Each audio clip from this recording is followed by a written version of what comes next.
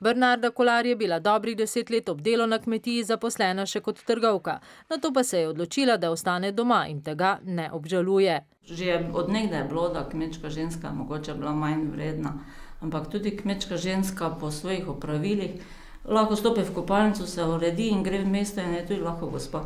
Delo na kmetiji ne razlikuje praznikov in tudi ne moškega od ženske, nam zatrdita zakonca Kolar, ki večino del na kmetiji opravita skupaj.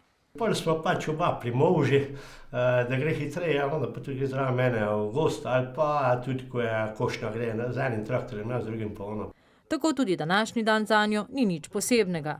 Lahko je poseben samo s tem, da pripraviš za družino kosilo, da se malo dol sedemo, malo pogovorimo. To je največje zadovoljstvo za nas. Z gospo Bernardo se odpravimo še v hlev, kot vsak dan je najprej pomolzla krave, dnevno namreč oddajo okrog 500 litrov mleka.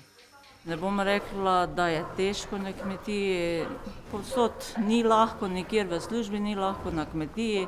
Pač pridejo trenutki, ko je malo bolj napeto, pa tudi pride nekaj sprostitve. Sprostitev najde v urejanju okolice in šivanju prtov ali v druženju z drugimi gospodinjami. Je namreč tudi predsednica Društva kmečkih žena. Prav danes smo jih ujeli pri izdelovanju velikonočnih okraskov.